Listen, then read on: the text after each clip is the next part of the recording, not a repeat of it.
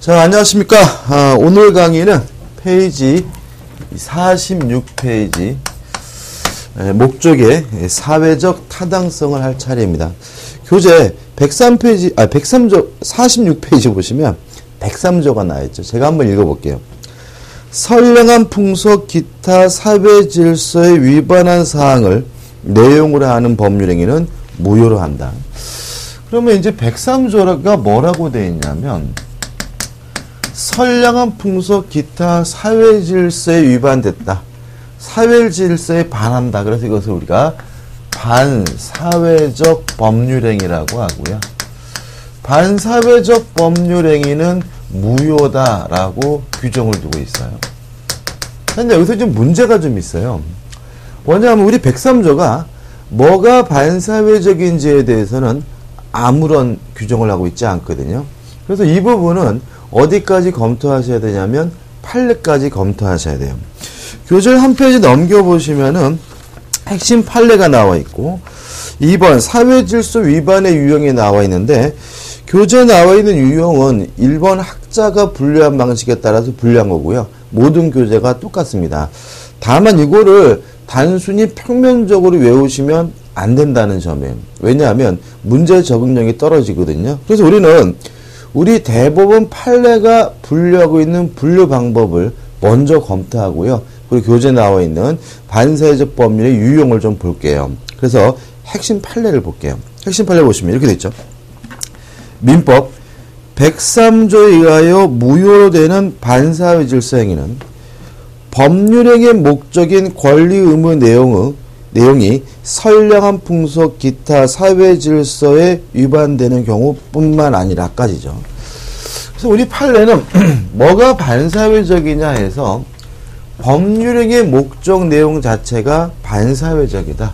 더 줄이면 법률행위 자체가 반사회적이어서 무효가 되는 경우가 있다라고 해서 한 가지 유형을 제시하고 있어요. 여기서 법률행위 자체가 반사회적이라는 것은 누가 보더라도 뭐냐면 반사회적이라는 거예요. 예를 들어가지고 범죄를 저지르기로 계약을 했다. 또는 도박을 했다. 또는 첩계약을 했다. 또는 법정에서 허위로 증언하기로 했다. 이런 것들은 그냥 누가 보더라도 반사회적인 거고요.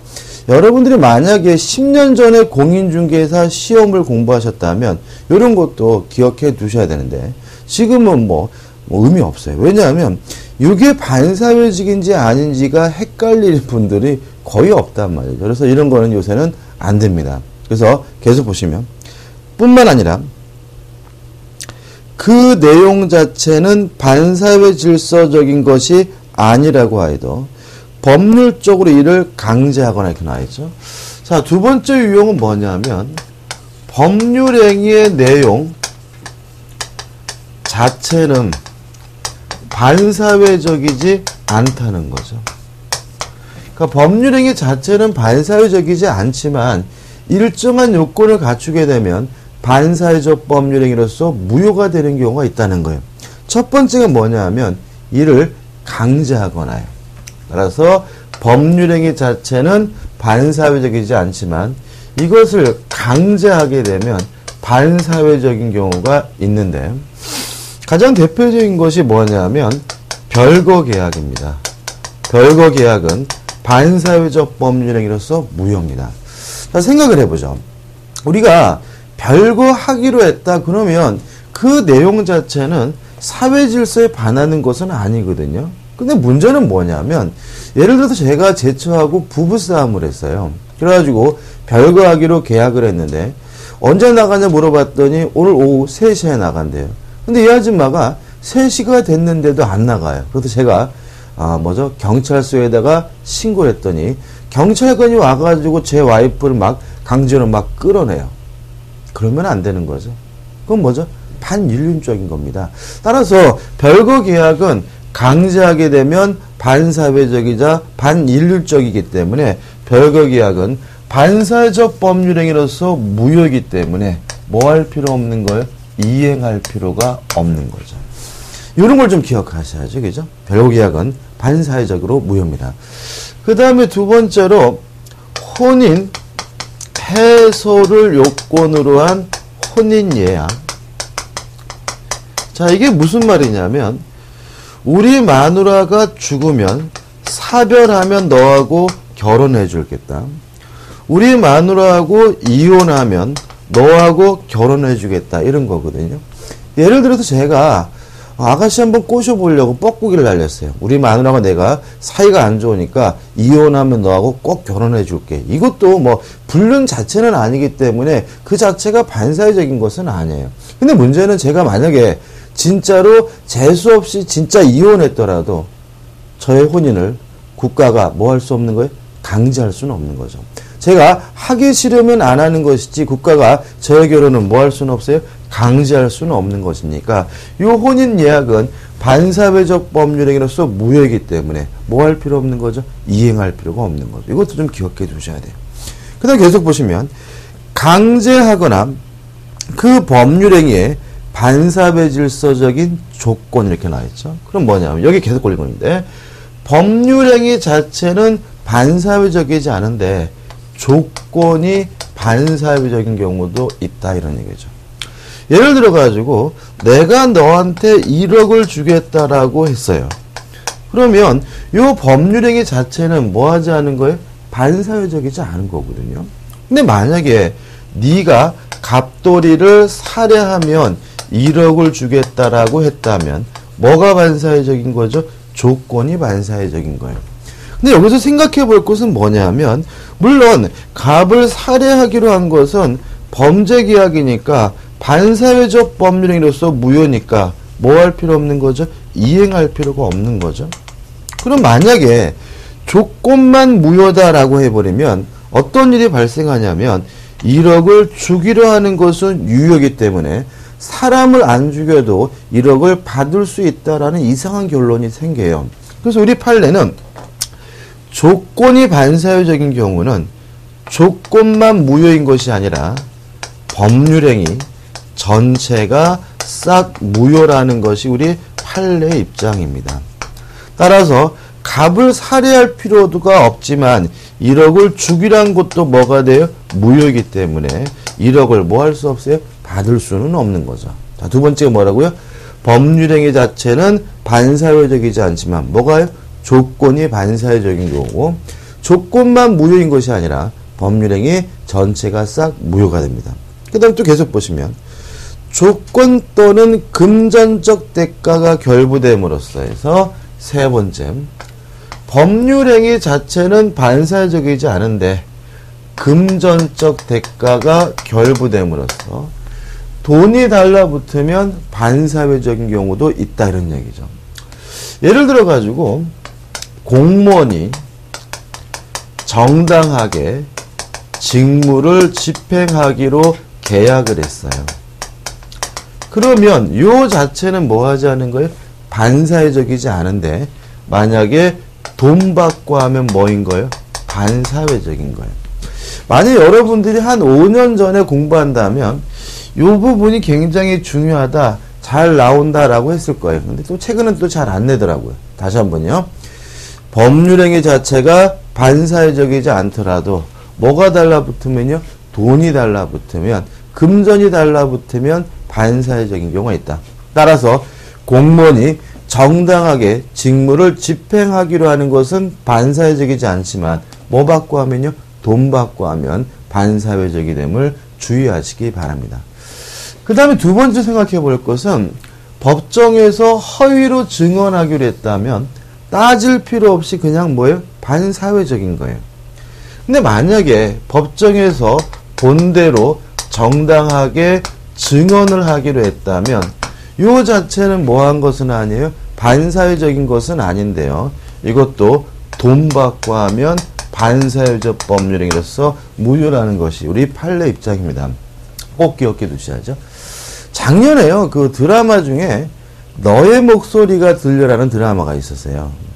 근데 그게 이제 그 뭐죠, 이렇게 법정 드라마고 김영민 씨가 거기서 이제 변호사가 나오는데 어떤 장면이 나오냐면 이런 장면이 나오더라고요.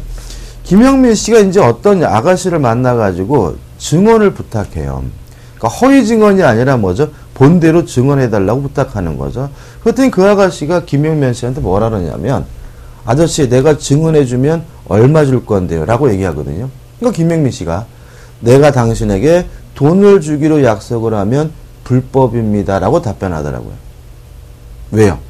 법정에서 정당하게 증언하기로 했더라도 뭐 받고 하면요? 돈 받고 하면요? 반사회적인 거예요.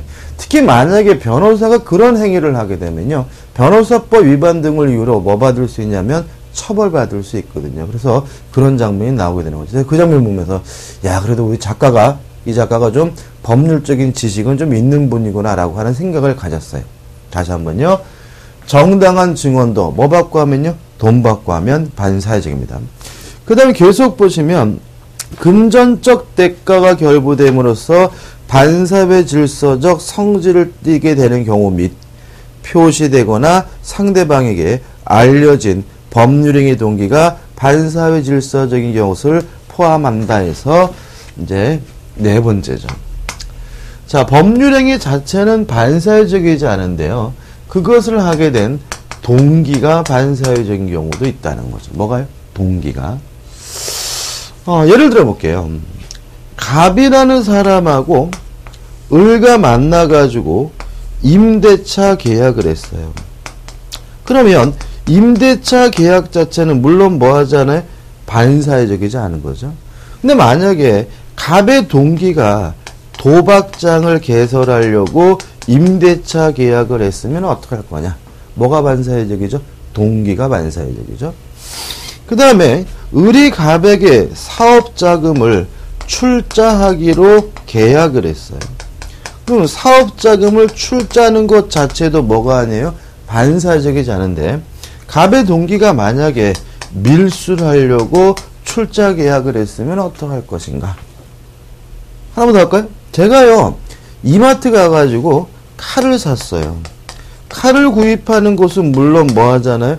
반사회적이지 않은데 제가 살인을 하려고 칼을 샀으면 어떡할 것이냐? 다시 보시면 뭐죠? 법률행위 자체는 뭐 하지 않습니까? 반사회적이지 않은데 뭐가 반사회적이죠? 동기가 반사회적이죠. 이때는 어떻게 될 것이냐 문제에 대해서 방금 읽어보는 것처럼 우리 판례는 요 동기가 상대방에게 표시가 되든지 아니면 상대방에게 알려진 경우 그때는 뭐가 되는 거죠? 반사회적 법률이라서 무효가 된다는 게 우리 판례 입증이라는 거죠. 다시 말하면 요 동기가 을에게 뭐가 돼야 돼요? 표시가 돼요. 아니면 뭐라도 돼요? 알려져야지만 그때 비로소 반사회적 법률에서 뭐가 되는 거죠? 무효가 되는 거죠. 자, 이런 취지입니다. 을이 갑과 만나서 임대차 계약을 하면서 물어봤어요. 뭐 하시려고요? 그랬더니 모르셨어요? 저 이거 빌려가지고 도박장을 하려고요. 갑이 을에게 뭐 했어요? 표시했다면 요 임대차 계약은 반사회적 법률행위로서 무효니까 나는 당신에게 못 빌려주겠다라고 뭐 할 수 있다는 얘기예요? 거부할 수 있다는 거죠. 을이 갑에게 사업자금을 출자하면서 물어봤어요. 뭐 하시려고요? 모르셨어요? 저 이거 밀수해가지고 돈 좀 벌려고요. 라고 동기가 뭐가 됐어요? 표시가 됐다면 그 출자 계약은 반사회적에서 무효니까 뭐 할 필요 없어요? 이행할 필요 없다. 출자 못하겠다라고 뭐 할 수 있는 거예요? 거부할 수 있는 거죠. 제가요 이마트 가가지고 아줌마 여기 사시미 어디 있습니까? 해가지고 사시미를 들고 캐시 아줌마 앞에 섰더니 아줌마가 아니 무슨 뭐 칼을 뭐 몇 자루 사시는 거예요? 그래서 제가 된 놈 죽이려고요. 라고 동기가 뭐가 됐어요? 표시가 됐으면 그 매매 계약은 반사회적에서 무효니까 뭐 할 필요 없는 거예요? 이행할 필요가 없는 거죠. 이해되시죠? 여기까지 일단 이해하시고. 그래서 지금 제가 지금 뭘 했냐면 법률행위 자체가 반사회적인 경우하고 법률행위 자체는 반사회적이지 않지만 일정한 요건을 구비가 되면 반사회적인 경우도 있다 해서 총 4가지를 검토했죠. 여기다가 우리가 2가지를 더 추가해야지만 시험 문제를 맞출 수가 있어요. 3번째인데 큰 가로죠. 3번째. 가족법상의 자유는요. 절대적으로 보장이 됩니다. 다시 말하면 혼인한다, 이혼한다, 약혼한다 같은 자유는 절대적으로 보장이 되기 때문에 국가라 하더라도 제한할 수 없는 거고요. 계약으로도 뭐 할 수 없는 거예요? 제한할 수 없는 거예요. 따라서 가족법상의 자유를 제한하고 있다면 그 제한이 심하든 심하지 않든 다 뭐가 되냐면 반사회적 법률행위로서 무효가 됨을 주의하시기 바랍니다. 우리 수험생분들이 오류를 범하는 경우가 어떤 게 있냐면 평생 동안 혼인하지 않겠다. 그럼 반사회적이래요. 그러면 한 달 동안 혼인하지 않겠다는 거냐. 그것도 뭐예요? 반사회적인 거예요. 왜냐하면 혼인할 수 있는 자유는 절대적으로 보장돼야 되는 자유이기 때문에 한 달 동안 결혼하지 못하도록 뭐 할 필요 없는 거예요? 제한할 수가 없는 거예요. 따라서 한 달 동안 혼인하지 않겠다는 계약도 반사회적에서 무효니까 한 달 되기 전에 둘이 뭐 하더라도요, 혼인하더라도 상관이 없는 거예요. 그래서 이 부분에서 이제 등장인물을 조심하셔야 됩니다. 만약에 가족 중에서 부부가 등장했어요. 그러면 부부는 결혼할 일은 없잖아요. 부부는 이혼할 수 있는 자유를 제한하는지를 한번 생각해 보시고요. 이혼할 수 있는 자유를 제한한다면 심하든 심하지 않든 뭐가 되냐면 반사회적인 거예요. 또 미혼 커플이 등장하면 혼인할 수 있는 자유를 제한하는지를 판단해 보셔야 되고요. 혼인할 수 있는 자유를 제한한다면 심하든 심하지 않든 뭐가 되는 거예요? 반사회적이 되는 거예요. 물론 시험 문제에서는 뭐가 많이 나왔겠어요? 부부가 많이 나왔겠죠. 왜냐하면 우리는 심정적으로 이혼은 나쁜 짓이기 때문에 제한해도 상관이 없다라는 생각을 갖게 되거든요. 그래서 이혼을 제한하는 것이 왜 나쁜 짓이냐, 반사회적이냐에 대해서 의구심을 느끼기 때문에 오답으로 가는 경향이 있다는 거예요. 이혼은 좋고 나쁘고를 떠나가지고요. 이혼은 절대적으로 보장되는 자유입니다. 국가라 하더라도 이혼하겠다는 사람 뭐 할 수 없는 거예요? 막을 수 없는 거고요. 개인이라 하더라도 계약으로도 이혼하겠다는 사람을 뭐 할 수는 없어요? 막을 수는 없는 거예요. 따라서 이혼할 수 있는 자유를 제한한다면 심하든 심하지 않든 뭐가 돼요? 반사회적이에요. 물론 제한하지 않고 있다면 뭐가 아니에요? 반사회적이지 않죠. 그동안 두 가지가 나왔어요. 자, 이런 얘기죠. 둘이 부부예요. 갑과 을이 부부인데 갑이 을한테 뭘 했냐면 20억짜리 토지를 증여했어요. 증여하면서 첫 번째, 내가 당신한테 20억짜리 땅을 주는데 혹시라도 이혼하면 우리 둘이 헤어지면 반환해야 돼 라는 제약을 걸었어요. 무슨 말인지 아시겠죠? 그죠? 반사회적인가요? 아닌가요? 반사회적이죠. 왜냐하면 처의 입장에서는 이혼을 못해요. 그렇지 않습니까? 지금 20억짜리 땅을 받았는데 이혼하면 얼마를 날리게 돼요? 20억을 날리게 되거든요. 그러면 맘마다 남편이 좁혀더라도 20억 때문에 뭐 하지 못하게 돼요? 이혼할 수 없게 되니까 이것은 이혼할 수 있는 자유를 제한하기 때문에 이 계약은 반사회적 법률로서 뭐인 거예요? 무효인 거예요. 이해되시죠? 그 다음에 또 20억짜리 토지를 주면서 뭐라 그랬냐면 우리가 함께 사는 동안은 혼인이 유지되는 동안에는 임의로 처분하지 못하도록 금지시켰어요. 자, 이런 얘기겠죠. 땅 주면서 여보 내가 당신한테 땅 주는데 그래도 우리가 함께 사는 동안 이거 팔아먹지 마라고 혼인이 유지되는 동안 임의로 뭐하지 못하도록 처분하지 못하도록 금지시켰어요. 반사회적인가요? 반사회적이지 않아요. 왜냐하면 이 경우에는 이혼할 수 있는 자유를 제한하지 않고요. 오히려 처의 입장에서는 당장 뭐 하고 싶겠어요? 이혼하고 싶겠죠. 왜요? 이혼하면 내일 당장 뭐 할 수 있어요? 팔아먹을 수가 있는 거니까요. 이해되시나요? 다시 한번요. 유지되는 동안 임의로 처분하지 못한다는 말은 이혼하면 마음대로 팔아먹을 수 있다는 뜻이니까 이러한 특약은 무슨 자유를 제한하지 않습니까? 이혼할 수 있는 자유를 제한하고 있지 않아요. 따라서 이것은 뭐가 아니에요? 반사회적이지 않고요. 무효가 아니라 뭐죠? 유효예요. 이 두 가지를 좀 곰곰이 좀 생각해 보시기 바랍니다. 그 다음 이제 마지막으로 네 번째로 인간 본성의 발현. 이게 무슨 말이냐면 인간이면 누구나 당연히 하는 행동이라면 서로 그것이 나쁜 짓이라 하더라도 반사회적이지 않다는 것이 우리 판례의 입장이에요. 다시 한번요. 인간이면 당연히 하는 행동이에요. 그것이 서로 나쁜 짓이라 하더라도 비난할 수는 없고요. 뭐 공법에 의해서 처벌될 수는 있지만 그 자체가 뭐는 아니에요? 반사회적인 것은 아니에요. 최근에 지금 2년 연속 여기에서 답이 나오고 있어요. 세금 회피는 반사회적이지 않습니다. 자, 이런 얘기죠. 세금이 부과됐어요. 세금을 부과받고 와 행복해 꼭 내야지. 이런 놈은 뭐예요? 이런 분은 뭐예요? 또라이인 거예요. 다시 말하면 인간이면 누구나 다 세금을 내는 것은 뭐예요? 싫은 것이고 어떤 방법이든지 간에 세금을 안 내려고 하는 행동은요. 인간 본성의 발현이니까 뭐 하잖아요? 반사회적이지 않아요. 재작년 2013년도 여기서 답이 나왔고요. 두 번째, 채무회피예요. 우리 속담에 이런 말 있죠. 앉아서 빌려주고 서서 받는다. 친할수록 돈고래하지 마라.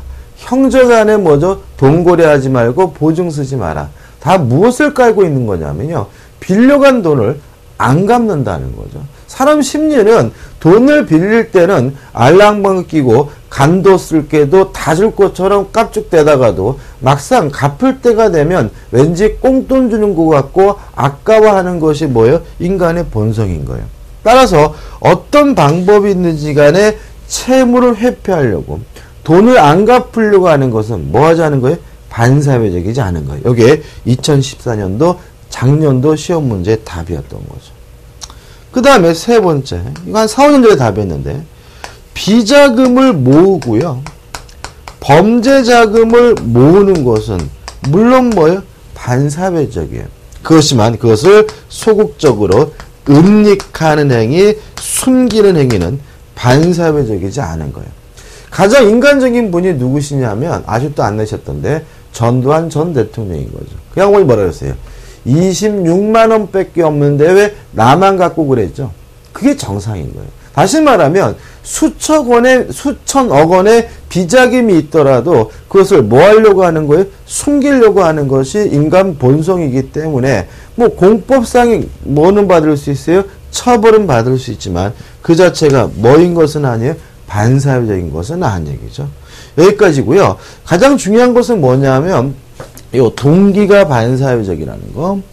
그 다음에 가족법상의 자유는 절대적으로 보장되기 때문에 제한하면 심하지 않든 당연히 뭐죠? 반사회적이라는 점. 그 다음에 인간이면 당연히 하는 행동이라면 서로 그것이 나쁜 짓이라 하더라도 반사회적이지 않다는 이 세 부분에서 계속 돌아가면서 문제 정답이 나오고 있기 때문에 꼭 반드시 기억하시고 이해해 두셔야 돼요.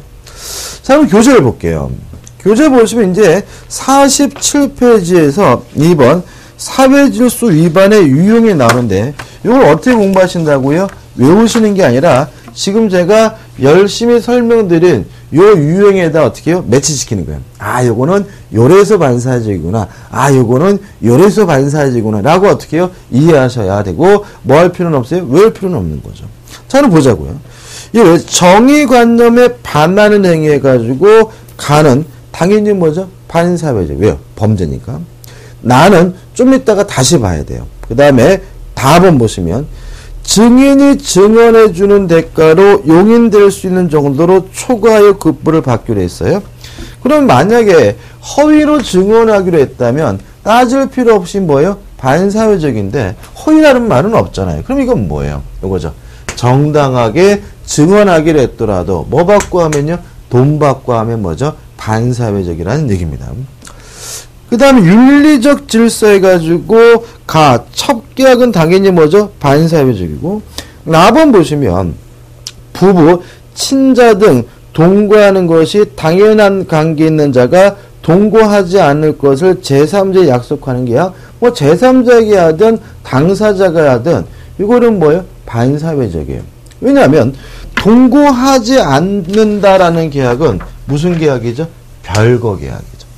그죠? 동거하지 않겠다는 계약은 뭐라고요? 별거 계약.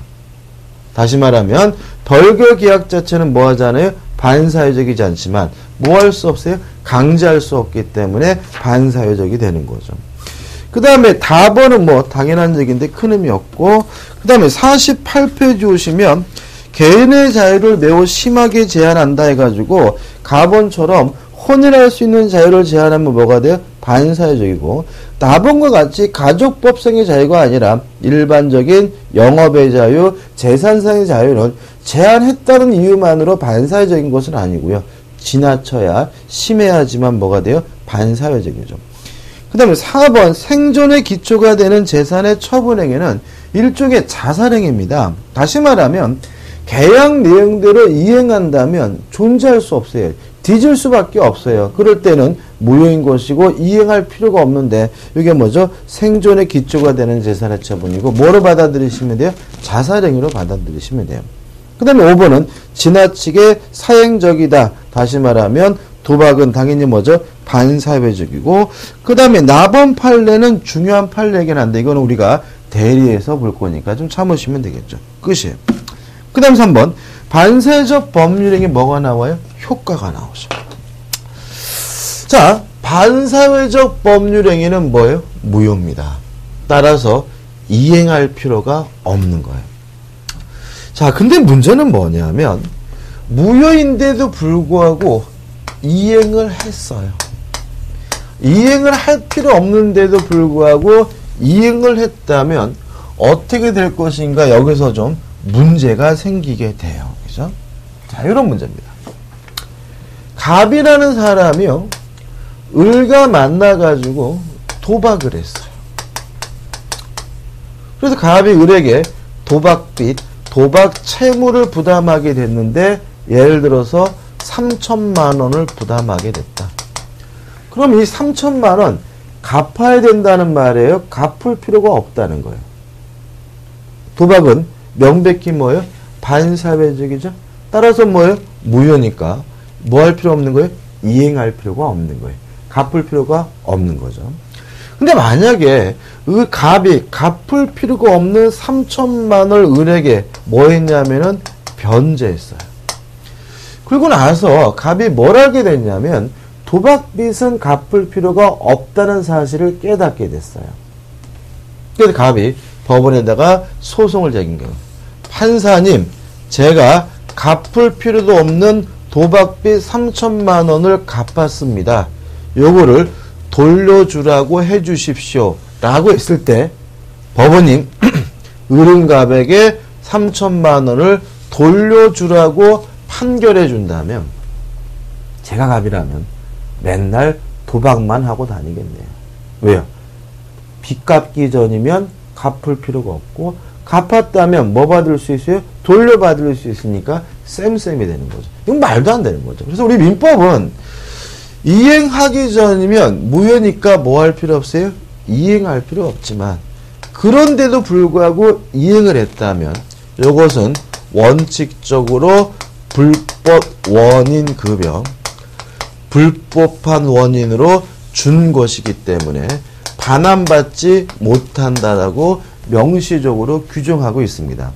따라서 갑의 입장에서는 이 3천만 원 갚기 전이면 뭐 할 필요 없는 거예요? 갚을 필요가 없는 거예요. 근데 만약에 갑이 을에게 갚았다면 갑이 을에게 갚은 것은 뭐가 돼요? 불법 원인급여이기 때문에 뭐 받지 못하는 거예요? 반환받지 못하는 거예요. 근데 항상 조심할 것은 뭐냐면 그럼 항상 돌려받지 못하느냐? 아니다.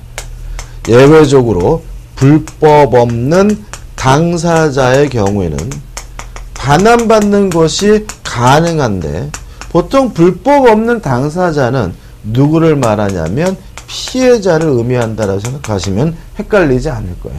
다시 말하면 반사회적 법률행위를 당했어요.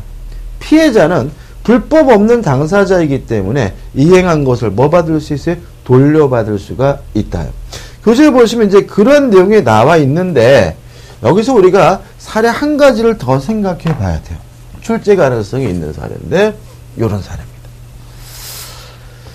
자, 갑이라는 분이 을이라는 여자분을 사랑하게 됐어요. 그래서 갑이 을한테 네가 내 첩 좀 대주겠니? 라고 얘기를 하면 을은 반응이 뭐겠어요? 이런 미친놈 하겠죠. 그죠? 처가 대줄래 해도 해줄까 말까인데 첩이 대달라고 하면 당연히 뭐예요? 이런 미친놈 이렇게 나와야 되는데 실제로는 미친놈 소리가 잘 안 나올 수가 있어요. 그죠? 네가 내 첩이 돼주면 강남에 있는 20억짜리 빌라를 주겠다라고 하면 을의 입장에서는 미친 손소리가 잘 안 나올 수가 있죠. 그죠? 남녀 문제는 아닙니다. 그죠? 남자는요, 첩이 아니라 뭐라 그러냐면요, 새끼 서방이라 그러거든요. 누가 저한테 아저씨 새끼 서방 한번 해보세요. 그러면 저도 이런 이 아줌마가 미쳤나 이렇게 나오는데 저는 20억도 안 가요. 한 2천만 원만 돼도 아 이거 한번 해볼까 하고 고민할 사람입니다. 저는. 아무튼 그래서 우리 좋다 인간아 해가지고 을갑과 뭘 했어요? 첩 계약을 했다면 요 첩 계약은 당연히 뭐예요? 반사회적에서 무효니까 을은 갑에게 첩대 줄 필요도 없고요.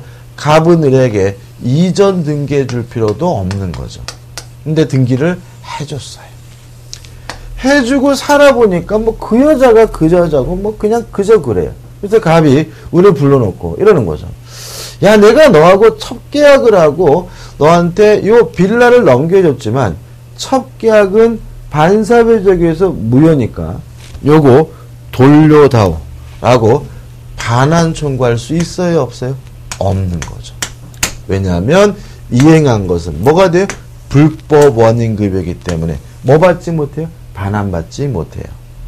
그러면 요 부동산은 누구 거예요? 우리 판례는 갑이 을에게 돌려받지 못한다는 말은 을이 확정적으로 소유권을 취득한다는 것이 우리 판례 입장입니다. 따라서 이 빌라는 갑의 것이 아니라 이미 누구 거예요? 을의 것이기 때문에 갑은 내 거니까 내놔라. 소유권을 이유로 뭐 할 수 없어요? 반환 청구할 수 없고요. 을이 확정적으로 뭘 취득하는 거예요? 소유권을 취득하는 거겠죠. 그럼 을은 뭐예요? 그냥 떠나면 되는 거죠. 어차피 첩은 해줄 필요가 없는 거잖아요. 그죠? 따라서 뭐 할 때까지요? 이전 등기할 때까지 기다렸다가 빠이빠이 하면 뭐만 생기는 거죠? 20억짜리 빌라만 생기는 거죠. 저는요, 2천만 원, 뭐 200만 원만 돼도 제가 새끼 서방 해드리겠습니다. 그리고 뭐 하겠습니까? 카톡으로 계좌번호 찍어주겠죠. 입금하면 그 돈은 뭐 할 필요 없는 돈이에요? 돌려줄 필요는 없고 저는 굳이 그 아줌마한테 뭐 할 필요는 없어요? 새끼 서방할 필요는 없으니까 저는 당연히 뭐라고 한다고요? 예스라고 할 거라 이런 말이죠. 그죠? 자, 근데 작년 초에 어떤 판례가 있었냐면 자, 을 거예요. 그죠? 근데 갑과 을이 나중에 한 2, 3년 지나가지고 다시 만났어요. 다시 만나서 이제 갑이 을한테 그러겠죠. 잘 지내? 그랬더니 을이 오빠 잘 지내? 이러겠죠. 그죠? 그랬더니 갑이 그때 준 빌라 돌려주면 안 되겠니? 그랬더니 을이 알았어 오빠 내가 돌려줄게. 다시 말하면 새롭게 다시 반환하기로 계약을 했어요. 요것은 반사회적이냐? 요게 작년 대법원에서 판결이 났는데 우리 판례는 요거는 반사회적이지 않다는 게 판례 입장입니다. 따라서 다시 새롭게 만나가지고 돌려주기로 계약을 했다면 요 계약은 반사회적이지 않다 유효하니까요. 을은 계약의 내용대로 갑에게 돌려줘야 된다라고 판시하고 있음을 주의하시기 바라고 문제 푸실 때요 새롭게 다시 이런 것들을 좀 조심하시기 바랍니다. 여기까지가 이제 뭐가 되는 거죠? 반사회적 법률행위 되는 거고요. 한 장을 넘겨보시면 이제 4번 49페이지에 동계불법이 나오는데 이거는 뭐 다 한 거예요. 자, 법률행위 자체는 뭐 하잖아요?